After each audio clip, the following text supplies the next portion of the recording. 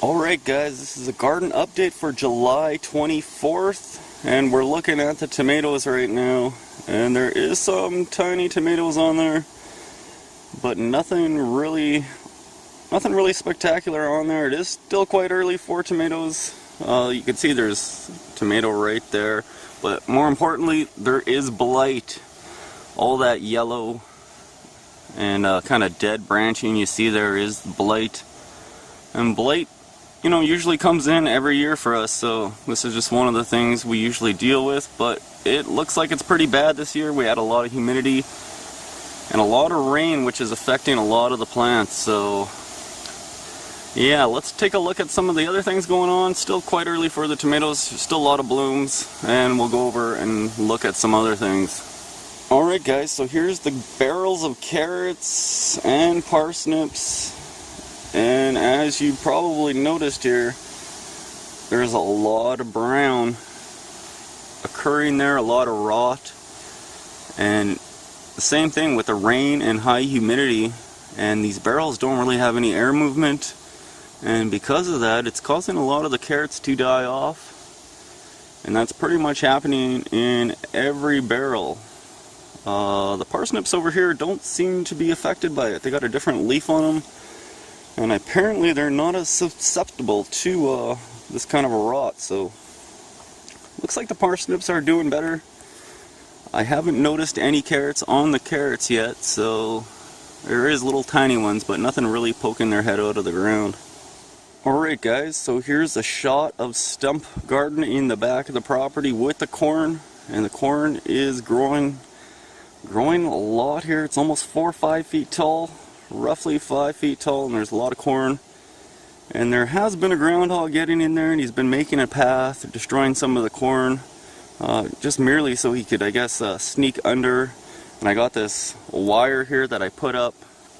Well, it's kind of like nylon plastic kind of fence wire for gardens, and he's been cutting that as well.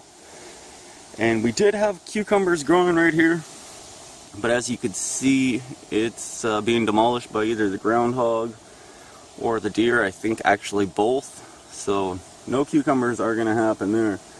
But just to the left of it over here, we have watermelon, and the watermelon is managing to be avoided by the animals. And I've been spraying it with garlic and soap and stuff, so that might be helping.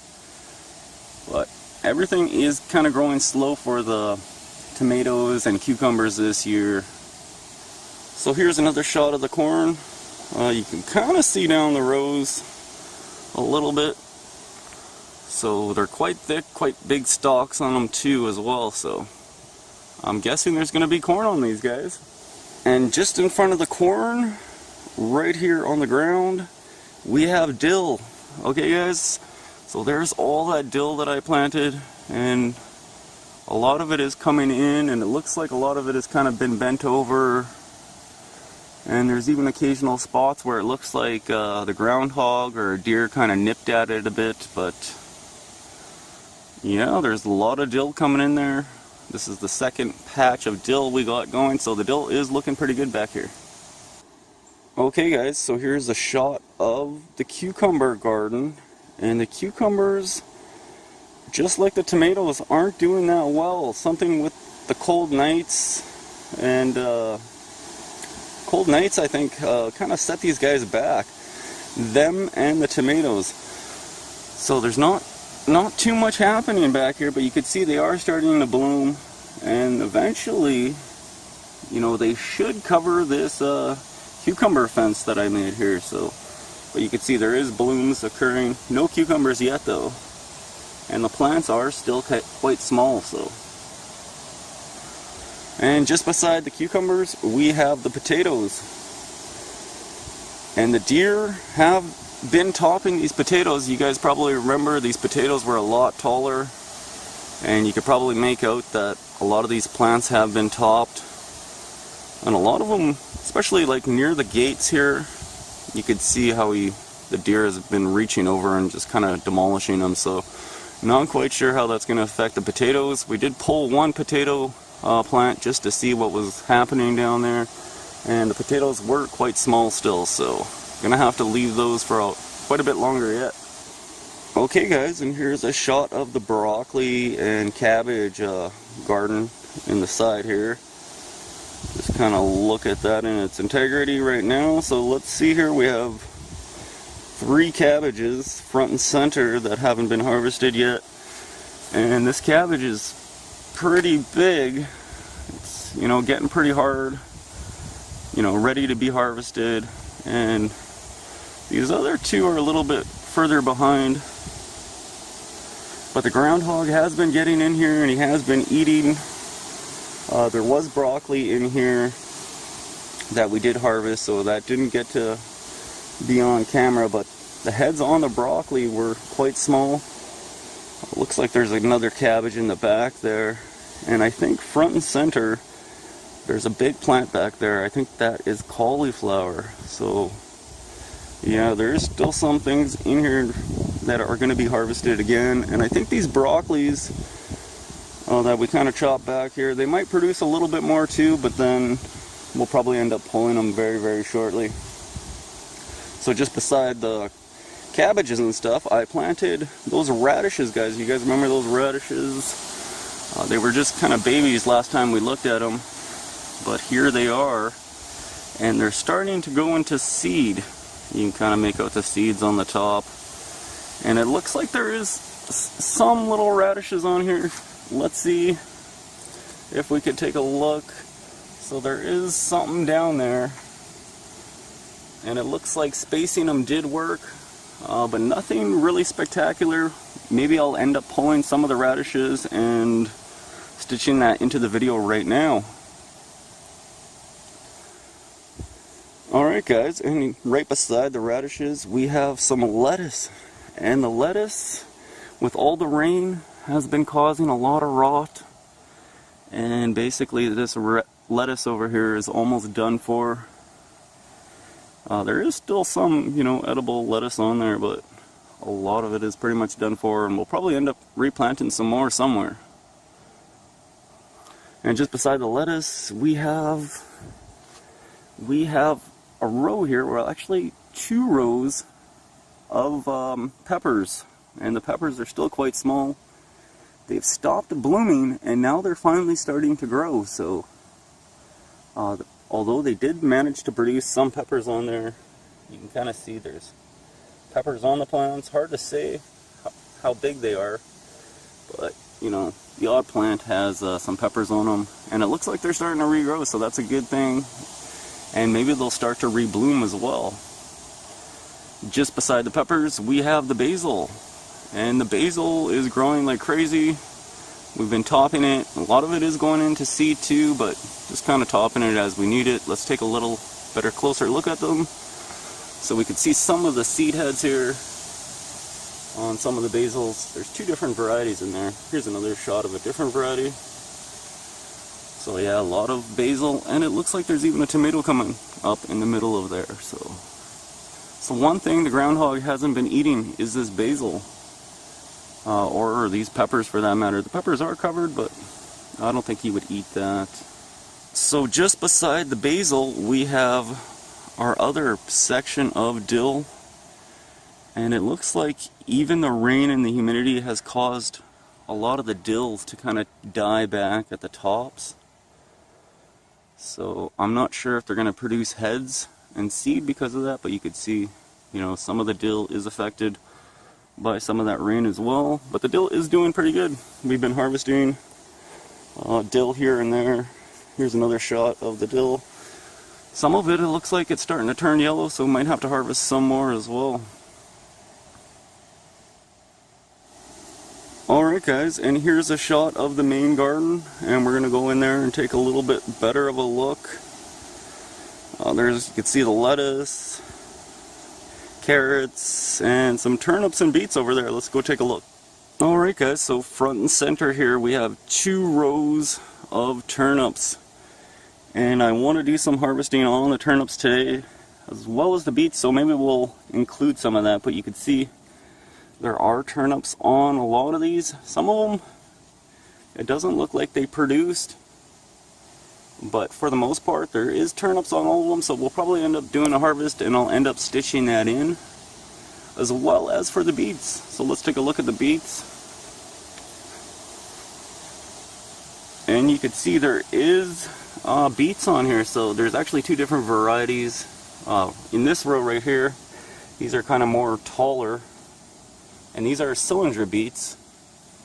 And then in this row over here, these are Detroit red, and you can see they're like more bigger and fatter and shorter. So the Detroit red beets seem to be doing better than the cylinder beets over here.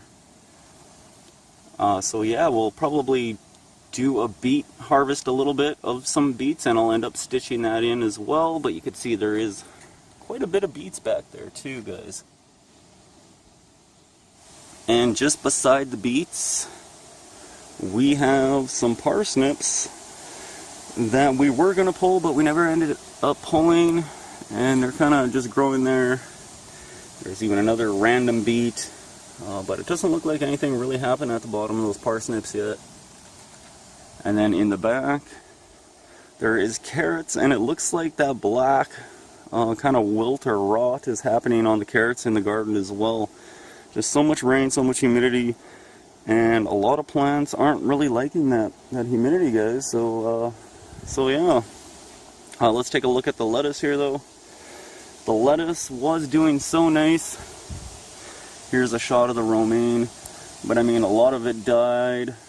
A lot of it is past its maturity, but it's still edible. It still tastes good, but you can't really eat it fast enough. But you can see there is, you know, rot occurring. And this would be the romaine. So some romaine left to be harvested. But as you can see here, here's the Grand Rapid lettuce. And the same kind of rot is occurring on the Grand Rapid at the bottoms. So a lot of that has to be replanted. And there's some little baby lettuce coming up right in the center of the two patches right there. So as we pull those out, maybe we'll have some extra lettuce kind of coming in. Okay guys, and just beside the lettuce we have beans, and the beans turned into a forest, and there's a lot of beans on here. Let's see if we could see some of the beans. So there's a few beans right there, and it's really thick in there. The beans grew unexpectedly this year. They'd never usually grow this big for us, so, and it looks like they're still blooming, so it's gonna be a lot of beans, I'm imagining. And here's another shot of some of the other beans that were kind of planted a little bit later, and they're kind of growing up against this fence here. So there's some more beans producing there too. Okay guys, and here's a shot of the cucumbers that are growing right in front of the beans. And they should be growing up this fence by now, but they're just not doing it. We had a lot of cold nights that kind of set them back. So they're a little bit behind, but hopefully by the next time I do an update, the cucumbers will be, you know, spreading over this fence, and we'll have cucumbers on there. But they still need a long ways to grow. You can see the plants are still quite small. Alright guys, I know this is a vegetable garden update, but we just recently did this perennial garden bed here, and I just wanted to show you guys a little bit of it, document it for my own purposes as well.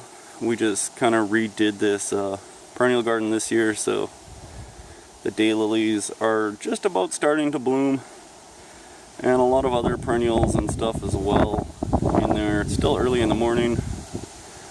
A lot of high heavy winds this morning. Alright guys, we're just in the back of the property right now. Just behind, we have a gazebo in the back of the property and some plants and stuff back here.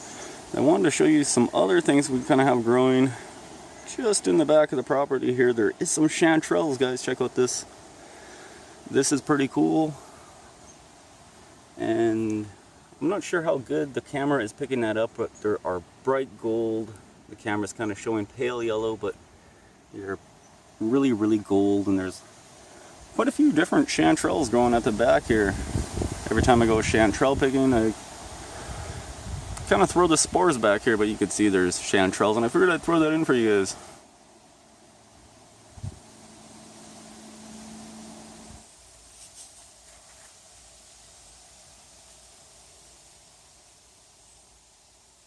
Okay guys, I just wanted to give you a quick update for July 27th. It's going to be a short video. Just got done picking beans, and this was the first haul of beans, and there's probably about a 3-gallon pail worth of beans altogether. So this was the first pick, and there's quite a few beans left. There was more yellow beans in the first row than in the second row, so there's still quite a bit of green beans to be picked in there as well. So I figured I'd show you guys, a little bit of the first haul of the green bean action here, give you guys an update on that.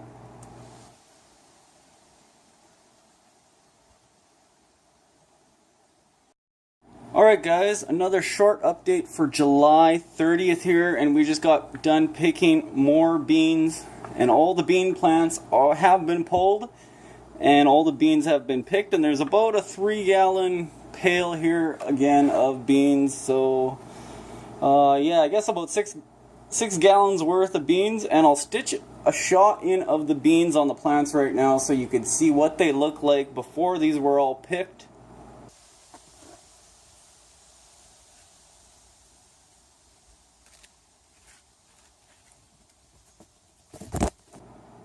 Alright, so that was the shot of the beans on the plants. So we picked every last bean there. There is one row of beans that we left, but you could see there was a lot of immature little beans that were still left on the plants. But it was so hard picking the beans because you have so much beans and you can't even see them because the green is the same color as the plant. The yellow isn't as bad to pick because the yellow kind of stands out against the green background. But at the end of the day, I like the beans to be a little bit less seed inside. So when they start showing the seed inside, I don't like when they get too big like this, for example. So it's kind of better, when they're kind of like that or so, like that anyway. So this is a lot of beans, guys, and way more than what we need anyway. So we decided to pull all the plants, and that's it for this update, guys. Also picked some lettuce here and pulled a row of the lettuce up. So we'll have to catch up on the next video.